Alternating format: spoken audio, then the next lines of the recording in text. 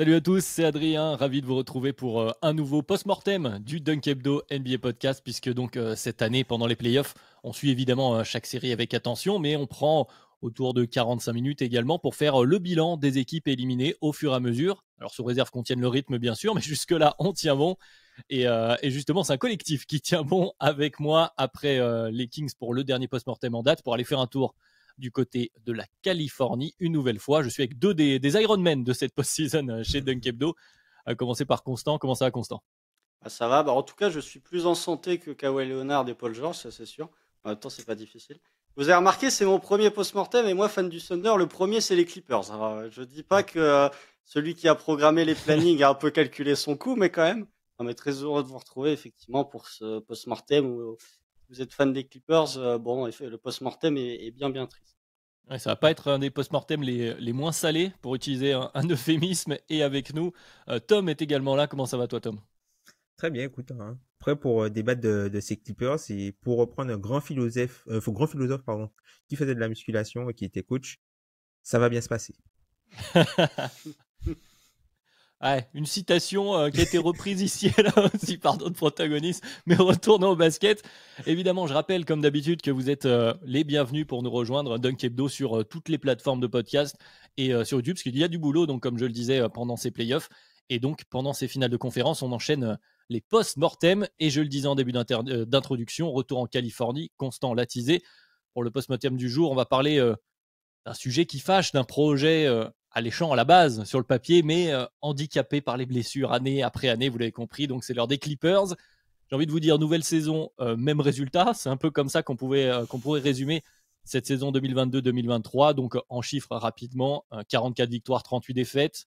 22e attaque, 18e défense selon Cleaning de Glace, qui nous fait tête de série numéro 5 au début des playoffs et défaite au premier tour, 4-1 face au Sun. Alors, la première question traditionnelle de nos post-mortem cette année, c'est l'objectif de la saison est-il atteint? Alors, spoiler, la réponse est assez évidente pour les Clippers, non. Du coup, on Non. va devoir un peu tordre, tordre cette question pour te lancer. Tiens, Tom, pour commencer. Quels sont donc les principaux échecs de cette saison du côté des autres pensionnaires de la Crypto.com Arena, j'ai envie de les appeler comme ça? Bah écoute, de toute façon, avec les Clippers, depuis qu'ils ont réuni Kawhi et Paul George, c'est toujours la même histoire, hein. Seront-ils en santé ou seront-ils en santé quand ça compte? Et là, malheureusement pour eux, ils ont pas été en santé dans la saison régulière puisqu'il y a eu, enfin, il y a eu très peu d'itérations des deux ensemble durant toute la saison puisque les deux ont alterné des blessures. Kawhi qui avait des soucis au début, Paul George est blessé, il est revenu, Kawhi est parti. Enfin, voilà, c'est une équipe qui a vraiment eu pas mal de discontinuité.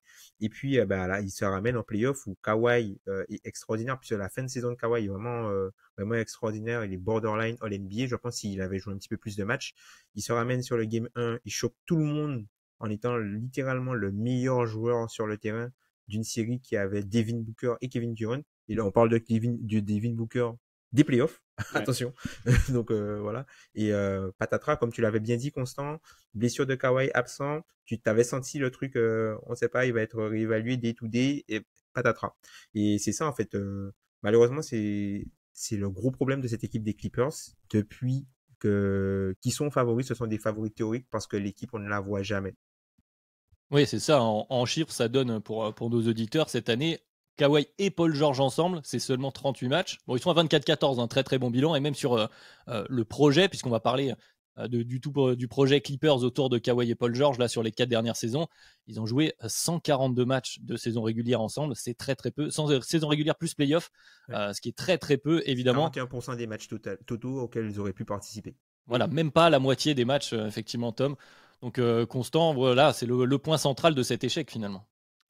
Ah, c'est le point central de cet échec, effectivement. Et puis même la problématique, j'ai envie de dire que le plus grand rival des Clippers, c'est l'infirmerie, en fait. Sans vouloir leur manquer de respect. Non, non, mais très honnêtement, le plus gros problème des Clippers, c'est pas un problème de construction d'effectifs, c'est pas un problème de joueurs, c'est que tes joueurs majeurs ne sont pas disponibles.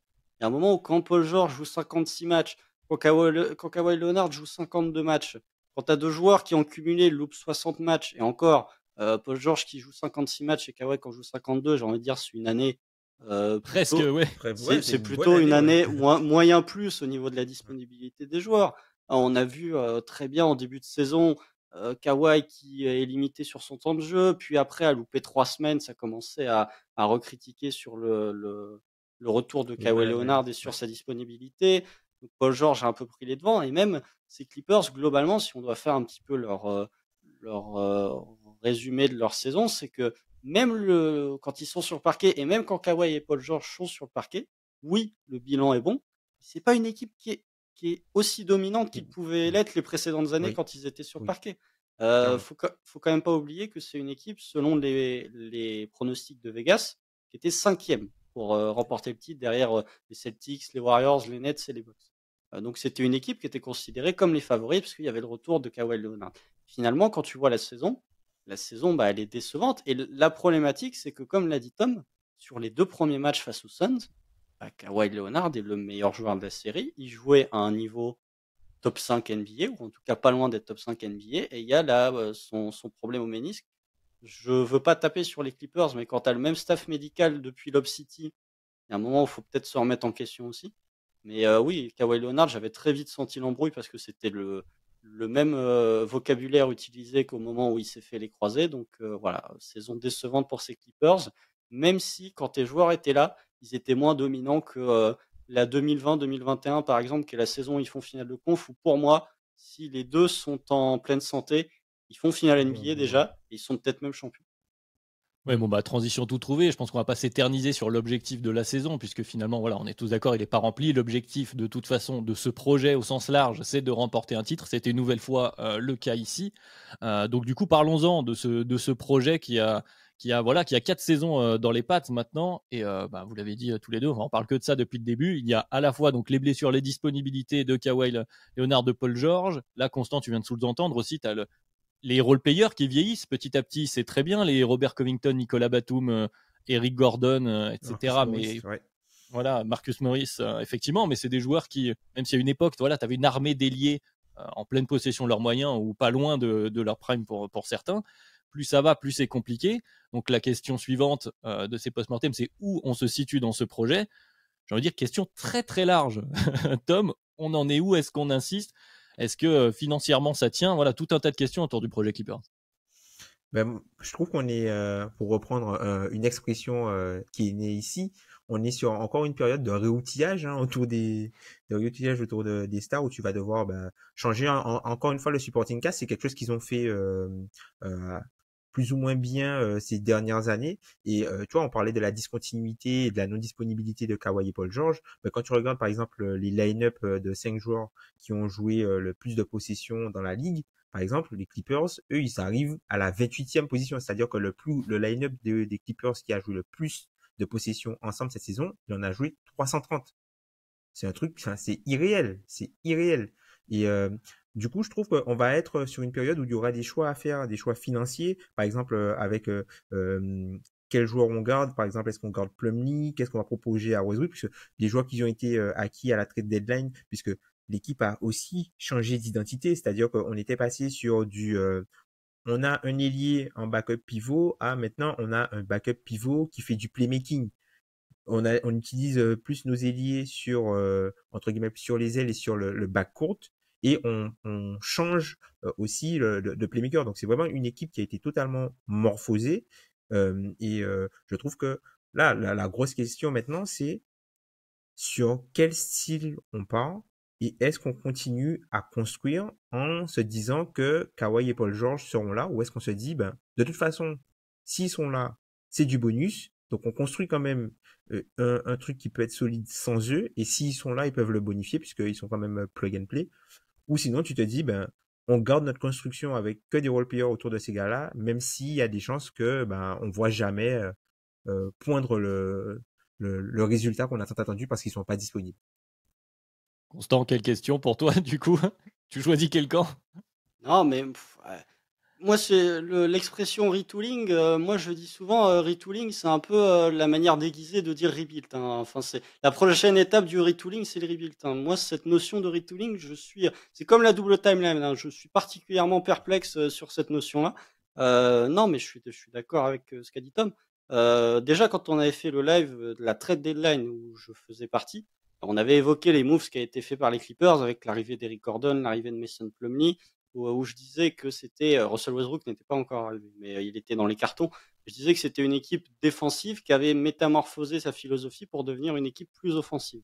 Mais du coup, qui perdait de son capital défensif, qui faisait notamment que la saison où Kawhi est blessé l'an dernier, la saison où Kawhi est blessé toute la saison, cette équipe n'a pas pris l'eau parce qu'elle pouvait se reposer sur une grosse défense. Mais après, quand tu as des joueurs comme Russell Westbrook qui a 34 ans, Nicolas Batum qui a 34 ans, Eric Gordon 34 ans, Marcus Morris 33 ans, Paul George et Kawhi Leonard 32 ans, et Son Plumlee 32 ans. Enfin voilà, les seuls joueurs qui sont entre guillemets jeunes, enfin, ils restent jeunes, c'est Terrence Mann qui a 26 ans, Zubac qui a 25 ans. Ça fait partie des paradoxes de la NBA. Comment Ivica Zubac peut avoir 25 ans, je comprends pas. J'ai l'impression que ça fait 10 ans qu'il est dans la ligue. Bones Island, qu'ils ont récupéré un petit peu pour rajeunir le groupe, qui n'a pas été si mauvais que ça en playoff, 22 ans.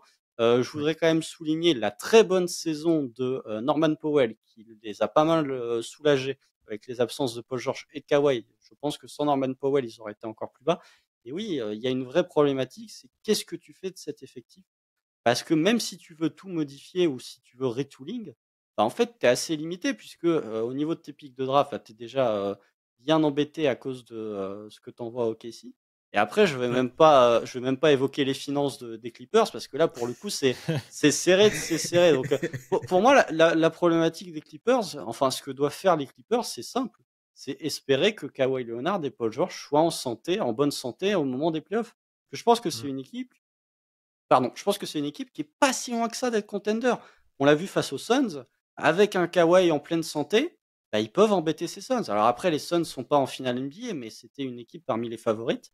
Donc vraiment, ce qu'ils peuvent prier, c'est que des gars comme Covington, qui a baissé un peu de niveau, leur role player ne baisse pas trop de niveau, tout en ayant un Kawhi Leonard et un Paul George en pleine santé au moment des playoffs.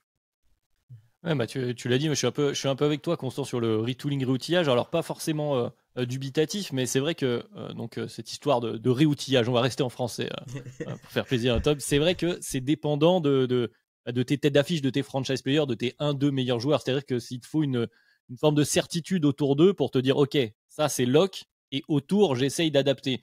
Là, on a presque le problème inverse. C'est-à-dire que tu as des bons role players, tu le sais. Le problème, c'est qu'ils commencent à être sur la pente descendante de leur carrière, on va dire ça comme ça. Donc tu veux à peu près retrouver leur production, peut-être avec d'autres gars, mais sous réserve d'avoir tes deux stars en santé. Donc c'est vraiment une vraie problématique. Et c'est assez amusant qu'on en arrive déjà à là, qu'on ait parlé des finances, puisque en fait tout est lié dans ce post-mortem des Clippers. Il n'y a pas grand-chose à dire. En l'état, c'est les mêmes questions qui reviennent année après année. On se retrouve au même point, c'est-à-dire qu'on paye très très cher. Tom, je te laisserai la primeur des calculs qui sont. Restez avec nous, vous allez voir. Attention, préparez-vous. Ça coûte très très cher, les Clippers. C'est voilà. comme les années de village, ça se multiplie par 7. C'est à peu près quelque chose comme ça. Donc voilà, les marges de manœuvre sont pas très élevées. Tu as évoqué le cas Zubac, et puis quid de Westbrook qui est aussi free agent. Et après, les marges de manœuvre sont assez limitées, du coup, Tom. Oui, ça, ils sont très très au-dessus, on va dire, du plafond de la luxury tax. Et avec du coup le nouveau CBA, ils sont largement au-dessus également de la deuxième apron, donc du coup qui va leur priver de leur taxpayer mid-level et de beaucoup d'autres choses pour avoir la flexibilité du roster. Donc du coup, ça va être très compliqué pour eux parce que en gros, ce qu'ils ont aujourd'hui, c'est soit ils ont des bird rights, soit ils ont la minimum exception, donc pouvoir signer des joueurs au minimum, soit ils peuvent simplement avoir, par exemple pour le cas de Russell Westbrook, les non-birds, donc 120% du contrat minimum. Donc par exemple, s'ils veulent re-signer Russell Westbrook, c'est à peu près 3,8 millions parce qu'ils peuvent lui proposer uniquement 120% du contrat minimum qu'il a eu quand il a fini la saison chez eux. Donc déjà, donc ça pose la question, quid de Westbrook? Est-ce qu'il va rester pour aussi peu, puisqu'il n'y a que ça qu'ils peuvent lui proposer? Les bird rights, notre ami Mason Plumlee. Allons-y. Mason Plumlee, donc pour expliquer en gros, donc c'est Bobby Marks qui l'expliquait dans une très bonne vidéo sur l'intersaison par rapport aux finances, donc on vous invite à aller voir ce qu'il fait de ce côté-là. En gros, ils sont tellement hauts dans la taxe qu'aujourd'hui, pour les Clippers, $1 égale $7. Donc en gros, Mason Plumlee, si vous le re-signez à peu près, il avait pris l'exemple de 8 millions. Donc si vous le re-signez 8 millions la saison, Mason Plumlee, ça vous coûte en réel 55 millions. Donc, Par saison. Hein. Voilà. Oui, pas au total, hein, par saison. Pas au total. C'est pas un contrat, c'est sur l'année, voilà, ça lui coûte ça. Donc, par exemple, si on prend l'exemple d'Aaron Gordon, si on prend l'exemple d'Eric Gordon, qui a un contrat non garanti, du coup, qui a 20 millions non garantis et qui sont garantis juste avant la draft ou juste après la draft, je crois. Donc, lui, ces 20 millions, s'ils sont garantis et ingérés dans le cap des Clippers, ça représente 140 millions sur l'année. Donc, autant se dire que c'est quelqu'un. Je pense qu'on le verra pas sous le maillot des Clippers la saison prochaine, à moins que, en grand seigneur, Steve Ballmer décide de payer. Pour situer, pour ceux qui suivent pas à peu près les montants de contrat, imaginez Rick Gordon 140 millions l'année. Le contrat de Paul George et Kawhi, c'est 42 millions. Hein. Voilà. Voilà, c'est juste pour situer le chiffre. Donc effectivement, voilà, résumé de Tom qui est assez acerbe, constant. Est-ce qu'on trouve des axes? Est-ce qu'on peut vraiment faire quelque chose avec ça autour de cette intersaison? Ou est-ce qu'on doit prier et repartir avec la même chose, quoi? Déjà, bon, on a vu la même vidéo de Bobby Marks avec Tom, donc on va réutiliser les arguments, mais Bobby Marks a dit bravo d'avoir un propriétaire qui a les poches assez profondes pour pouvoir payer la luxury tax et qui signe des chèques en blanc en disant vous me mettez le montant dessus, je m'en fiche. Parce que il y a beaucoup de franchises où les propriétaires auraient déjà arrêté les frais vu ce qui va arriver de luxury tax. Ils ont quand même la deuxième payroll la plus élevée de l'histoire. Oui. Pour une équipe qui a gagné un match de playoff ces 24 derniers mois. Ça commence à faire beaucoup. Après, si on peut parler un peu plus dans l'individuel, bon, le cas Mason Plumlee et Eric Gordon, je vais pas m'étendre dessus, parce que pour moi, c'est des joueurs qui, en fait, tu n'as pas le choix, même si ça te coûte bonbon, des joueurs que tu dois prolonger parce que leur manque est trop important. Tu ne peux pas suppléer leur manque avec des minimums vétérans. Donc, c'est des joueurs que soit tu es obligé de garantir leur salaire, soit tu es obligé de les prolonger. Parce que si tu veux rester dans cette optique de compétitivité, d'être champion, tu ne peux pas te passer d'Eric Gordon, tu ne peux pas te passer de Mason Plumlee, ou en tout cas, tu ne peux pas remplacer ces joueurs-là par des joueurs qui sont déjà présents dans ton effectif, ou par des joueurs que tu peux signer au minimum vétéran.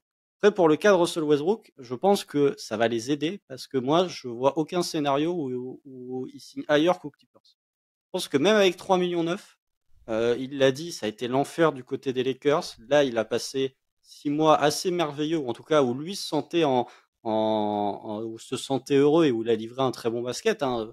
Franchement, à partir du moment où Kawhi s'est blessé, le game 3, 4, 5 face aux Suns, il était très bon. Mais ça, c'est encore, voilà, c'est ce qu'on disait en off.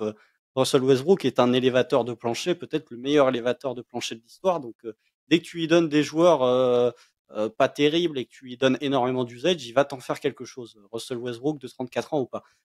Donc voilà, il a passé vraiment 6 mois qui étaient super du côté des Clippers. Il a sa famille à Los Angeles. Je le vois pas. Enfin, c'est un joueur qui a touché plus de 300 millions de dollars de salaire. Je le vois pas repartir dans un nouvel environnement, quitter sa famille. Mais si je pense qu'il y a des équipes qui seraient prêtes à lui donner la biannuelle, voire peut-être une mid-level, ou en tout cas aux alentours d'une mid-level exception, qui fera à peu près 12 millions. Donc là, ça va les aider parce que je pense vraiment que Russell Westbrook va prolonger. Après, pour le reste, pour moi, tu es dans une problématique où tu ne peux pas, en fait, d'un côté, ne pas prolonger Mason Plumlee et de l'autre côté, tu ne peux pas garantir le contrat d'Eric Gordon parce que le manque à gagner est trop important si tu les gardes pas.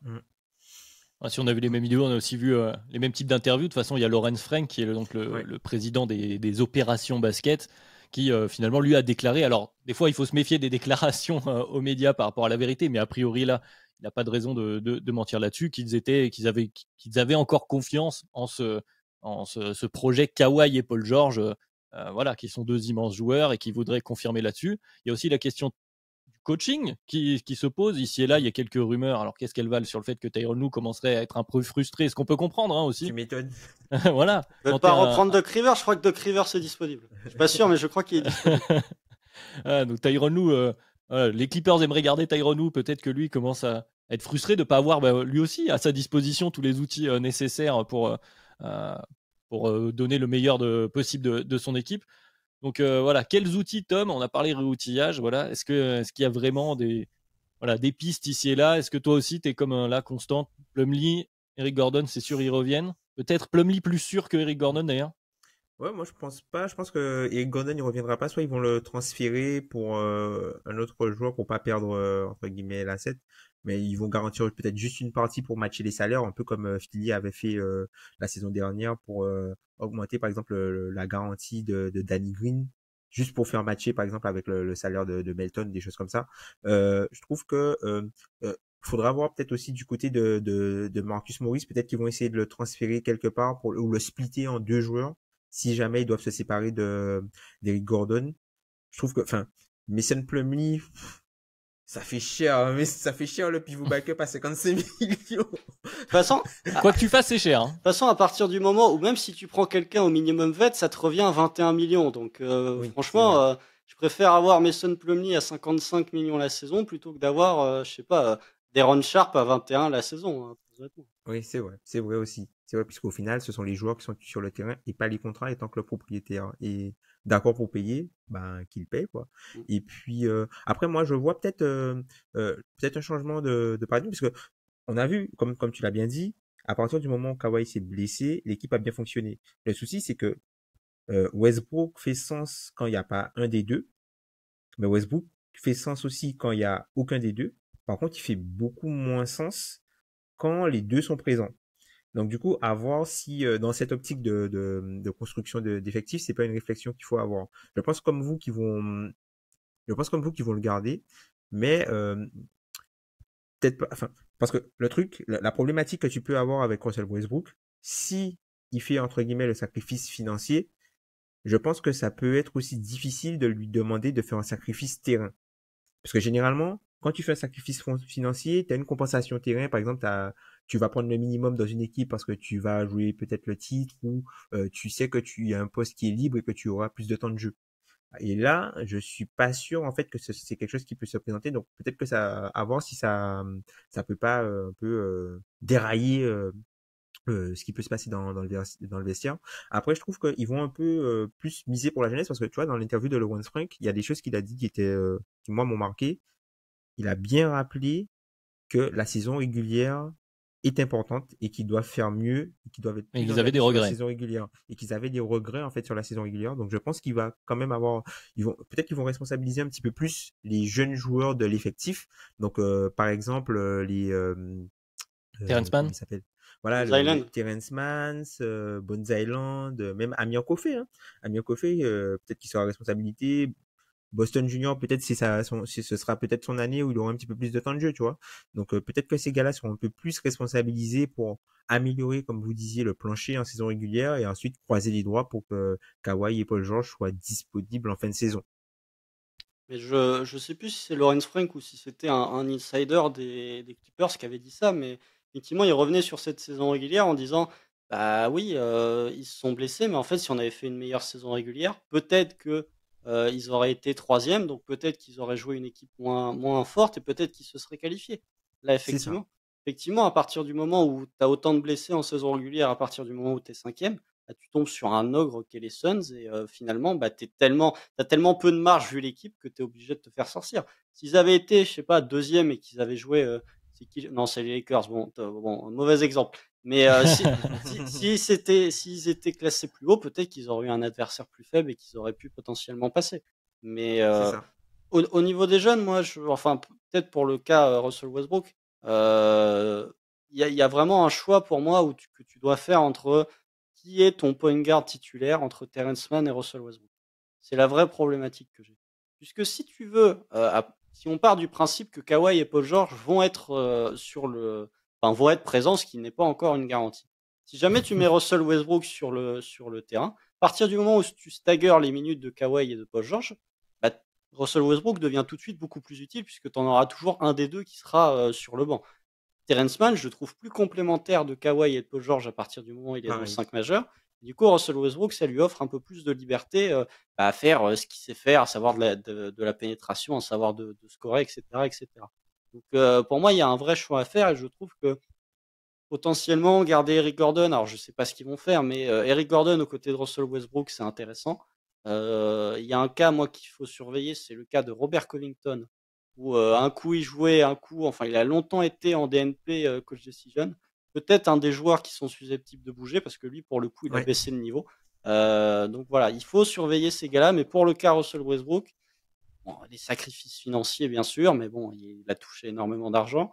Après, je pense que Et même quand Terrence Mann était titulaire, j'ai plus le bilan des Clippers en tête, mais quand Terrence Mann était titulaire avec Kawhi et Paul George, il était très bon le bilan des Clippers. Donc, pour moi, c'est vraiment Terrence Mann que tu dois privilégier. Et en tant que 5 titulaires, et sur le banc, bah, tu peux avoir du Bones Hyland, du Rick Gordon, du Russell Westbrook.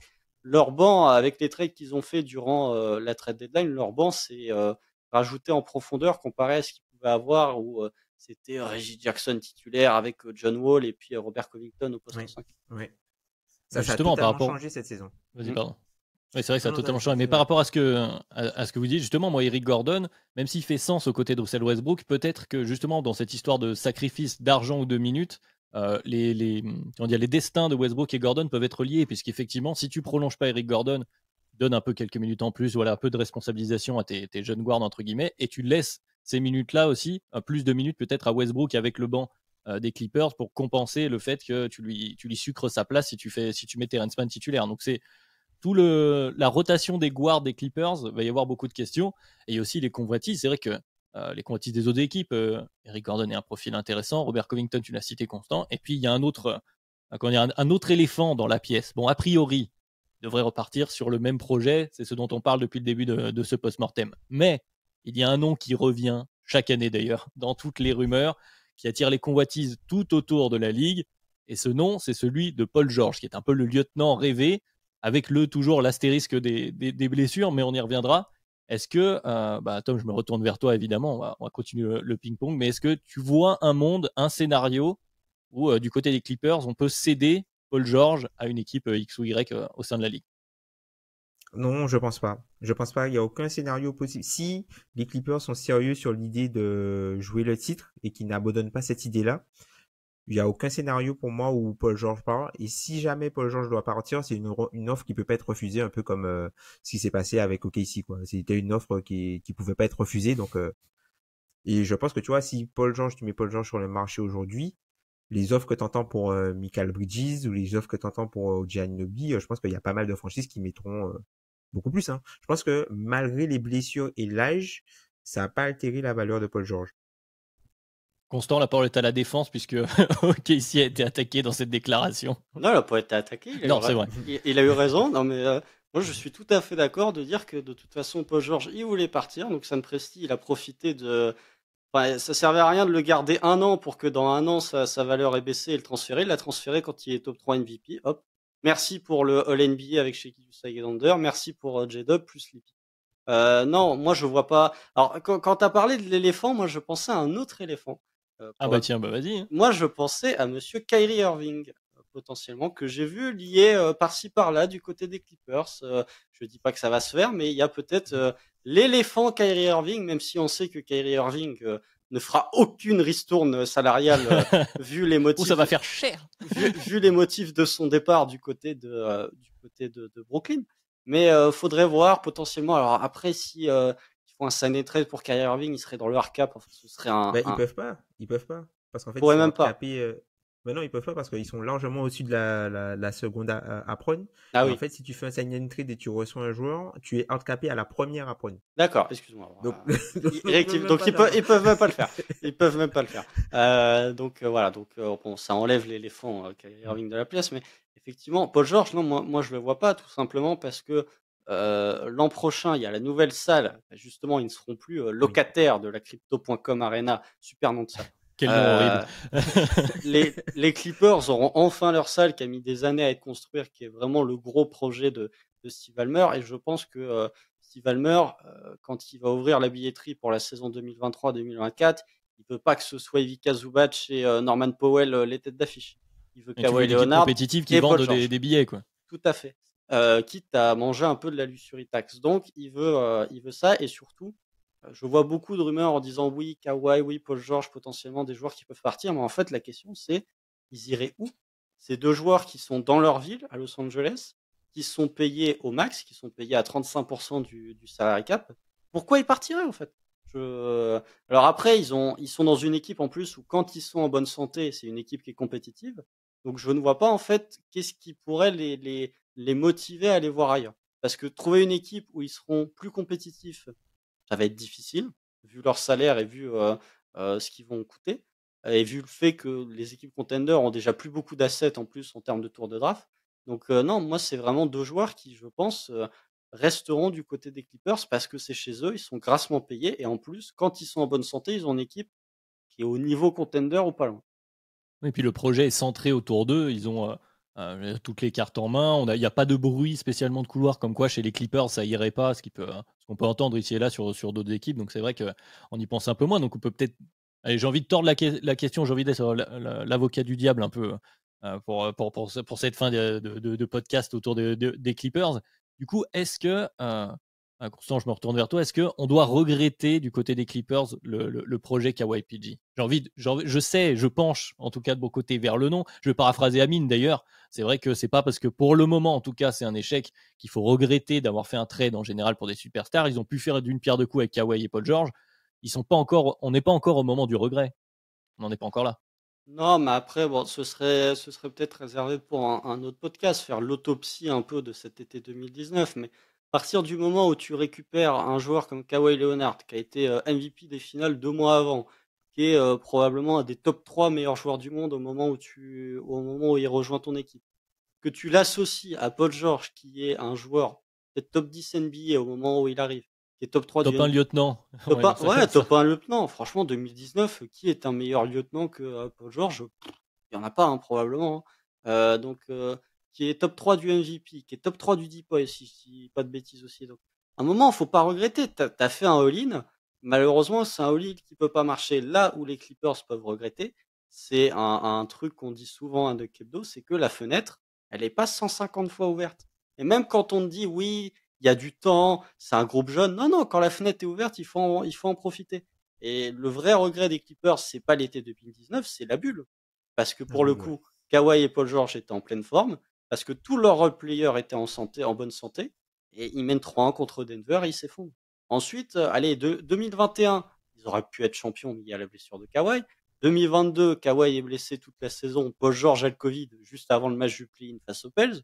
Et 2023, Paul George se blesse et Kawhi se repète. Il n'y a pas de regret, c'est des blessures, c'est des blessures. Voilà. Après, sans vouloir les critiquer, c'est quand même 2 joueurs qui avaient des passifs de blessures. Ça, pour le coup, quand tu prenais ces joueurs-là, tu te doutais que le carnet de santé, il n'était pas non plus, c'était pas Michael Bridges, hein. Pour le coup, c'était pas 82 matchs tous les ans. Et quand tu récupères 2 joueurs top 10 NBA et que tu as lâché chez Gilgeous-Alexander, qui était loin d'espérer, enfin, on était loin d'espérer qu'il atteigne le niveau All-NBA First Team top 15 NBA, plus des pics, non, c'est un truc que tu dois jamais regretter. Donc, oui, la bulle est regrettable, mais quand tu as 2 joueurs, quand t'as 2 joueurs top 10 NBA, dont un top 3 MVP des finales, aucun regret. Tom, je t'ai vu acquiescer aussi. J'imagine que tu es sur le même axe. Oui, c'est ça, parce qu'il y a même Zach Lowe dans ses podcasts qui fait souvent cette analogie, qui disait qu'au moment où le trade s'est fait, il a discuté avec quelqu'un qui est dans un front office et qui est très respecté, et la personne lui a dit, c'est un transfert en fait qui peut être l'un des pires de l'histoire, mais tu dois le faire. Si tu penses que tu veux gagner, si dans ta tête tu veux gagner ou tu veux te positionner comme une T'as cette équipe ambition, quoi. contender et tu as cette ambition-là, tu dois le faire, peu importe ce que ça coûte, parce que c'est des joueurs à une position et qui ont un talent qui est extrêmement rare. Oui, tu peux pas le faire avec n'importe qui, c'est sûr et certain. C'est que on parle régulièrement à longueur de podcasts et d'années, j'ai envie de dire, chez Dunk Hebdo, de la difficulté de construire un projet de vraiment contender. Alors, il y a toujours le grand fantasme par la draft, mais même avec voilà, des trades, des free agency, les contraintes financières, tu as la chance, on l'a répété, d'avoir un proprio qui, lui, pour le moment, est là à signer l'échec sans trop se poser de questions, même si ça pourrait quand même finir par le gratter un petit peu, j'imagine. Au C'est bout d'un ça. moment, quand même, tout Steve Ballmer qu'il est, au bout d'un moment, il a un comptable qui doit lui dire ça fait cher quand même les Clippers. Mais voilà, t'as cette chance-là, forcément. En fait, t'es obligé, tu l'as très bien dit, Tom. Ils étaient obligés de pull the trigger, comme on dit. Alors, je sais pas si vous voulez rajouter quelque chose, qu'on a peu parlé terrain finalement sur ce post-mortem, mais qu'est-ce qu'il y a à dire autour du terrain? C'est-à-dire que cette série, on ne peut l'analyser pratiquement que sous le prisme des blessures des 2 franchise players. Et la saison a été hachée, on l'a dit, il y a quelques petits exemples ici et là, ça s'est bien déroulé, donc on n'a même pas envie de revenir dessus. Je sais pas si l'un de vous a quelque chose qu'il Mais veut rajouter. le pire, en fait, avec cette série-là, c'est qu'en fait, cette série-là, elle redonne un peu espoir parce que t'as revu Mais du t'as coup été Kawhi. C'est compétitif en ça, plus. Ouais, t'as été c'est ça. compétitif. T'as revu Kawhi à un très bon niveau sur des matchs près en playoff. T'as revu un peu le côté, la patte de génie de Ty Lue qui a tenté des choses pour garder son équipe compétitive. Donc, t'as les éléments, en fait, qui te font croire à cette équipe-là, qui sont encore là, par parcimonie. Mais le truc, tu te dis, ben, faut que ça matche. Donc, du coup, c'est dur encore une fois, je te dis, la pire chose pour les fans NBA, c'est l'espoir. Et le truc, c'est que là, t'as un petit truc, t'as un peu d'espoir parce que tu as vu, tu vois. C'est pas genre, là, c'est pas uniquement que de la théorie parce que sur le terrain, ça s'est matérialisé en quelque chose de concret, même sans Paul George. Ouais, non, mais Statu Sauf que quo, quoi. voilà. non, mais je suis d'accord. Après, pour revenir sur. Pour moi, il y a vraiment effectivement la sensation de. C'est comme Kevin Durant au Suns. C'est un truc où tu devais le faire. Tu étais obligé Ouais. de le faire. Et après, oui, effectivement, je m'en voudrais de ne pas mentionner cette magnifique line-up à 5 guards que nous a sorti Tyronn Lue en playoff. Ouais. Russell Westbrook, Eric Gordon, Terrence Mann, Bones Island et Norman Powell. Voilà, c'était une line-up à 5 guards qui a failli renverser les Suns. On aurait dû se douter que les Suns, c'était pas forcément l'assurance tout risque. Mais oui, effectivement. Après, sur le terrain, c'est ça, c'est que la saison, globalement, a été un échec, mais tu finis avec un petit pincement en disant « Ah, c'était pas si mal. C'était pas si mal. » Mais donc voilà, effectivement. Et c'est ça qui me fait pencher du côté, ils vont pas bouger, ils vont run it back, hormis un ou deux peut-être injustement près, sachant qu'ils ont un pick 30 aussi. Ils étaient censés piquer en 20, mais ils l'ont envoyé du côté d'Houston dans le trade d'Eric Gordon, et ils vont avoir le pick des Bucks, une autre équipe qui va avoir des problèmes dessous et qui a été résolument décevante. Mais même leur pick 30 va leur coûter x7, ça va leur coûter entre 15 et 20 millions de luxury tax. Donc peut-être qu'ils peuvent être actifs avec leur pick 30, mais je trouve que vraiment la fin de saison, plus le fait que Kawhi, normalement, même si ça commence à faire beaucoup, genou gauche, genou droit, ça fait beaucoup de blessures, normalement il devrait être opérationnel pour le début de la saison régulière. Il y a un côté un peu run it back avec une ou deux pièces modifiées. Et je vais même être plus clément que toi et que Lorenz Flank sur la saison régulière. On parle d'échec de saison régulière, mais c'est sous le prisme des playoffs, comme on l'a dit, où effectivement tu pourras avoir un adversaire un peu plus faible. Mais si on regarde via les blessures, les retooling en cours de saison, parce qu'on se retrouve avec l'inclusion de Russell Westbrook qui n'était pas forcément évidente, tu finis 5e à l'ouest. C'était pas non plus une catastrophe, quoi. Donc c'est vrai qu'il y a toujours ces petites fenêtres. Je te vois douter un peu, Tom, là-dessus. Bah ouais, ils sont cinquième à l'ouest, certes, mais Bon, c'est pas le meilleur West qu'on ait vu, on est d'accord. non seulement ça, mais c'est un net rating négatif. Mm. C'est un net rating négatif aussi sur la saison. Et puis là, ils sont élites nulle part. Là où les Oui, saisons précédentes, t'avais soit le côté élite en défense et peut-être moyen en attaque ou un peu le contraire, ou soit très flamboyant en attaque, parce que je crois c'est il y a 2 ans ou la saison dernière où ils font une saison au shoot qui est totalement irréelle. C'est il y a 2 ans, parce que l'an dernier, c'était une très grosse défense. Voilà, c'est ça. Ou voilà, là, je crois ils sont à 41 ou 42% en tant qu'équipe à 3 points. Et ben là, le truc c'est que là c'est une équipe middle. En mais gros, tu vas avoir peur de retomber dans le ventre mou. Tu as à la fois l'espoir c'est ça. du projet et la peur de retomber dans ce fameux ventre mou C'est qui fait peur à tout le monde, hein, finalement, en C'est NBA. ça. Tu es Et c'est ce entre que deux. Lawrence Frank disait, tu vois. C'est ce que Lawrence Frank disait quand il disait que, alors je paraphrase un peu ce qu'il disait, mais en gros, que la résilience et le fait qu'on se soit bien battu en playoff ne doit On va pas pas effacer. oublier, ne doit pas effacer toutes les problématiques et tous les problèmes qu'on a rencontrés lors de cette saison régulière. Parce que l'équipe n'a pas été au niveau sur la saison régulière, malgré même si t'as pas Paul George, t'as pas Kawhi, tu dois faire mieux que ça quand t'as un roster à 200 millions. On Non, retourne aux côtés des chiffres. Oui, non, mais t'as raison. C'est vrai que c'est toujours des chiffres. Voilà, les chiffres, ça revient souvent autour des Clippers, c'est sûr et certain. Est-ce que vous voulez rajouter encore quelque chose sur voilà, entre cet espoir et cette peur de redevenir une équipe moyenne Bah du non, côté mais des Clippers? il y a 2 ans, c'était la 4e meilleure attaque et la 8e meilleure défense. Donc un profil de Oui, alors champion. que là, t'es 20-20, enfin entre 15 et 20. Là, t'es en 20-20, quoi. Et encore, je suis pas allé chercher le net rating lorsque Kawhi et Paul George jouaient. Je suis pas sûr qu'il était si élevé que ça non plus. Donc les Clippers, ils sont vraiment dans cette situation où, ouais, selon l'état de santé de tes superstars, ils sont au bord du contender, mais on s'approche de plus en plus d'une équipe qui va potentiellement faire demi-finale de conf, mais qui est plus axée sortie premier tour. Pour moi, ils sont un peu en train de devenir le Jazz de. Alors, je compare pas les niveaux de joueurs, hein, mais un peu le Jazz de Gobert et de Mitchell. C'est une équipe qui, quand leur Sans être star. une équipe de saison régulière. Ouais, sans être une équipe de saison régulière, mais c'est une équipe qui, quand leurs stars sont là, est une bonne équipe de saison régulière. Par contre, en playoff, il y a trop de lacunes pour qu'ils puissent viser très haut. Et ben voilà, finissons là-dessus avec une expression bien française, j'ai envie de vous dire. Les Clippers, une équipe avec le cul entre deux chaises. Ça va être la conclusion. Mais ils sont obligés d'être entre deux chaises, parce qu'ils peuvent pas choisir les chaises. Forcé, c'était subi. Je veux dire, un cul entre deux chaises subi. Je ne sais pas ce qu'on va faire de cette expression, mais voilà. On va terminer par là ce post-mortem des Clippers. En tout cas, j'invite les fans des Clippers qui sont sûrement un peu déçus. Je ne sais pas s'ils sont un peu même amorphes à force de revivre la même saison encore et encore, mais échanger avec nous, peut-être quelques motifs d'espoir aussi entre eux, on ne sait jamais. C'est-à-dire que si la saison prochaine, il y a 82 matchs de Kawhi et Paul George et que tout se passe bien, sur un malentendu. Alors 82, je vais peut-être un peu loin. Allez. Déjà 65. Pour qu'il soit éligible. Pour les trophées. Pour qu'on n'ait plus de Julius Randle là. Ouais. C'est un autre sujet de post-mortem Julius Randle, mais effectivement, voilà, bon, peut-être un peu d'espoir pour les Clippers. On vous le souhaite évidemment si vous êtes fan des Clippers. Et on va mettre un terme à ce post-mortem. Il y en a d'autres, hein. On en a beaucoup encore, un programme très très chargé chez Dunk Hebdo, des enregistrements. Je crois demain, quoi, Constant, tu remets ça demain, il me semble. Ouais, mardi matin, on enregistre sur une franchise avec un joueur qui, lui, pour le coup, nous dit c'est pas un échec, c'est juste que ça n'a pas marché. Pour vous donner un petit indice. Voilà, petit teasing pour les enquêteurs.